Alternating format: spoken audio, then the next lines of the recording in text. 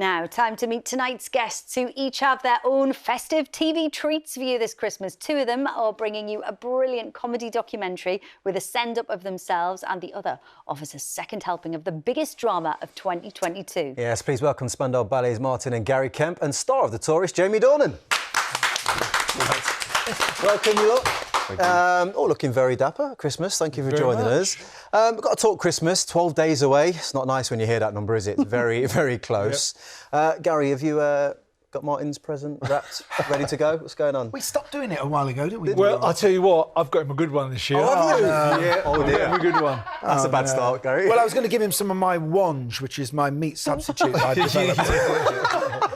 In fact, I thought this was a wange show. That's the only reason I knew. I mean, we might come to wange when we get into the mockumentary. All three of you have got some amazing TV shows for us over the festive season. But Jamie, let's start with the return of The Tourist. So 12 million people watched the first series, and for those who missed it, it was set in the Australian outback. Your character Elliot woke up in hospital with no idea who he was or how he got there. A bunch of people started trying to kill him until Helen came to his rescue and helped him remember his name. So series 2, where do we find the pair of them? We find Helen and Elliot together.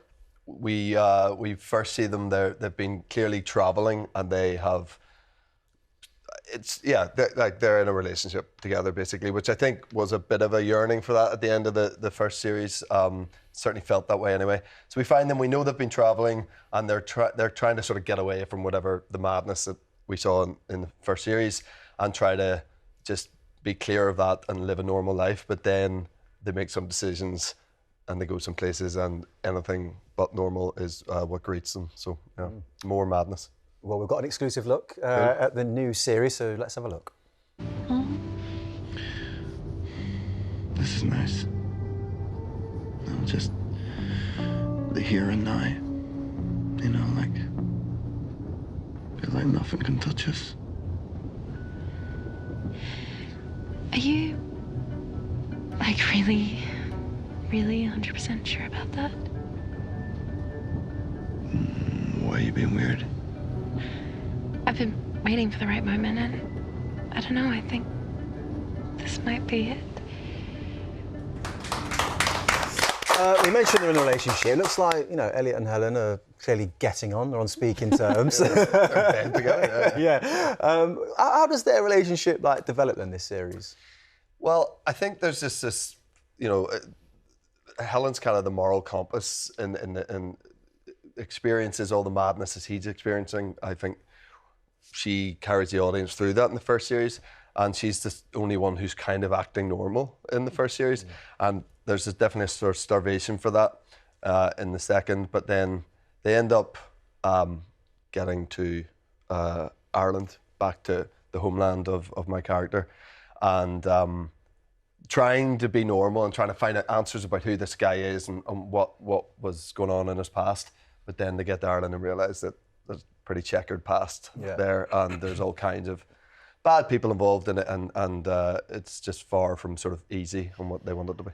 So he's getting kind of closer to his roots, I suppose. Yes. Even though they're still mysterious to him. Yeah, but then he gets close to the roots and then realises those roots are pretty dodgy. I mean, you must have loved Australia when you was filming the first series, but I'm guessing it was really nice to be so close to home as well. Yeah, listen, it was Jack and Harry Williams, who created the show, they sort of looked me in the eye one day and told me there would only ever be one series of it. But then, as you said, 12 million people watch a show, that changes the way people want to bring it forward. So I was keen on the idea of a second series, but it's a big undertaking. I took my whole family. Our kids went to school out in Adelaide. It's a lot, for 5 months. So I wasn't quite willing to do that again so soon after. So I said, look, if there's a world where we can have it a wee bit closer to home, I didn't mean literally to my homeland, but it's obviously worked out pretty well for me. Nice. And I mean, the first series was, as you say, so successful, the most watched drama of last year. 12 million people at its peak, almost as many people as watched Martin here get killed off in EastEnders. Did that bring a certain amount of pressure with it when approaching this next series? I almost think it's the opposite of that. Tonally, the show's odd.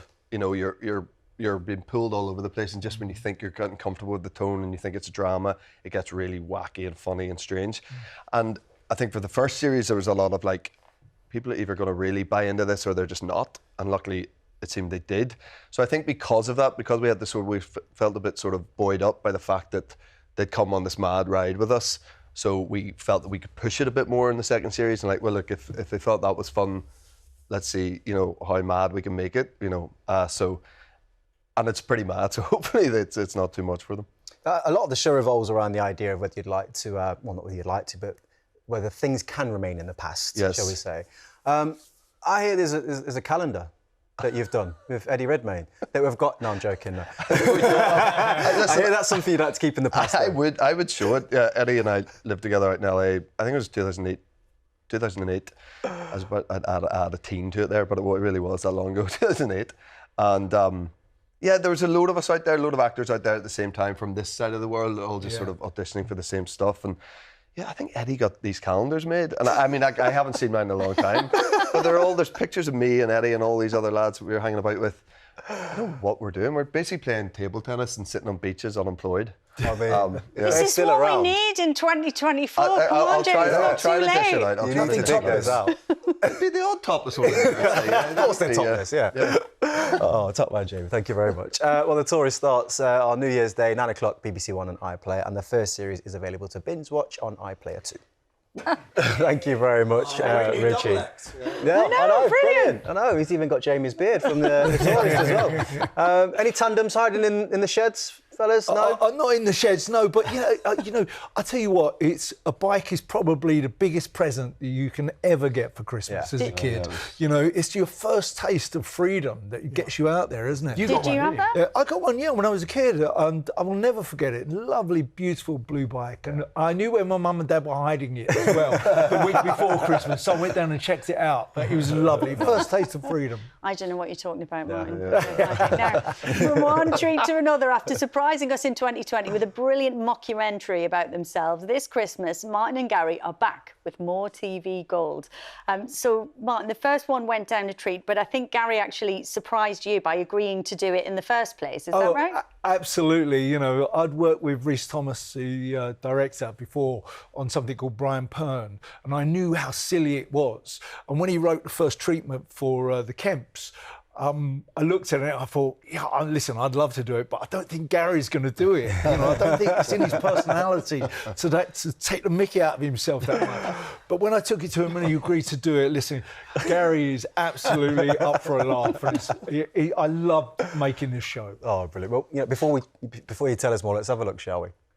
Oh my! 2 years ago, I made an Academy Award-winning documentary about them. Can we shoot this again, please? Now they're back. Let's give us Gogglebox. And this time, I was given unlimited access to follow them for a whole year. I follow them as they make a biopic. Who's directing this? Me? You? Form a supergroup. Whoa! And much more. That knighthood is mine. You tell him to turn it down. This is the Kemps. All gold. I mean, there's so much to take in there, Gary. I mean, where do I start? I suppose, where do we find yourself and Martin right now? Then? Yeah, well, since the last documentary was made, I've moved to the country to write Spandau, the Ballet. And I'm working quite hard on that, and I've fallen out with him because he's written an autobiography called Afterthought, and I didn't like what was in it. Pepsi and Shirley have kicked me out. Pepsi and Shirley are divorcing him. Yeah. He's married to both. So he suddenly surprises me and comes and lives with me in the country, and all kinds of problems happen because of that. Absolute mayhem, havoc. So, I mean, Martin, it's obviously a send-up of the two of you, but I wonder if there's like a grain of your real selves in the comedy. There has to be a bit of that in there, right? Oh, absolutely. It's just ourselves personified. You know, we take it to another level. But this is comedy that, you know, I don't think there's enough comedy on television that makes you belly laugh. You know, everything nowadays is designed to make you kind of smirk or smile, laugh inwardly, but this makes you belly laugh and you laugh out loud, and it is so good for your soul. I absolutely so thrilled that we've made it. I was lucky enough to get a sneak preview and I was ill laughing. It was so hysterical. So many brilliant co-stars and cameos. Christopher Eccleston, Dexter Fletcher. We've got to mention Tamsin Outhwaite. Tamsin plays our mum. She's incredible. Even our own Matt Allwright pops up. But I just want to hone in on Adil Ray taking on the iconic role of Tony Hadley. Talk me through that. Well, this is in the biopic that Dexter Fletcher is making, which is a part of this documentary. And Adil is playing Tony Hadley because basically he cashed in his ISAs and gave the money to Dexter to make the film. And he's paying for the animal handlers as well. So without him, we're nothing.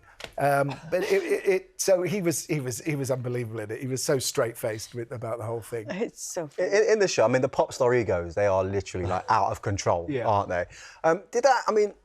In real life, did any of you ever get kind of close to that place? Did you have to bring each other down at times? Oh, without a doubt. You know, when it got to about 85, you know, our feet had left the floor. Yeah. You know, we were probably one of the biggest band in the world at that point, and we enjoyed every second of it. Yeah. But, you know, I think it's moments like that that make your personality and you realise what you're doing wrong. But Gary and I are always lucky because there were two of us, we could look at each other in the eye and say, hang on a second, come down just a little bit. Celebrity is funny. I mean, you know, and what you do, you know, you have this great moment in your career where you're sort of at the focus of all attention, and how you live with that for the next 40 years, you know, and that's what we really take the mickey out of, I think. Yeah. And I mean, if you were actually going to make a movie about the band, I'm wondering who would you cast as yourselves? There's some extreme talent on the couch here. Well, Tom Hardy wanted to play both of us. Yeah. I don't think you can find people to play me and Gary. I'll just go AI. Why not? Yeah. The show also nods to like the ridiculousness of some press questions that you get. I mean, what I suppose are, even like in real life, is the question that you get asked most that just annoys the life out of you? There's one. There's always one, and that's where does the name come from? Spandau Ballet. Yeah. It's been bugging me for years. And we actually take the mickey of that in the documentary because mockumentary, because it was found on a toilet wall in Berlin in real life. Yeah. That's what it was. So he's written the script for this Spandau Ballet epic, and he has Tony Hadley finding the name in the toilet, which upsets me no end because I can't be having that, you know. Everything upsets him. You know. I spend an hour exasperated. Yeah. Oh, brilliant, honestly. What about you, Jamie? I mean, any questions that you tend to want to avoid? No, I'm open to all questions. No, I'm good. Why wouldn't you be? Why wouldn't you be? The Kemp's All Gold is on BBC Two and iPlayer on the 29th of December at 10 o'clock. Want to quickly ask some questions, don't we? Where should we start? Let's go with Helen, who says, congratulations on your recent honorary doctorate, Jamie. Thank you very much. Go, I got that yesterday.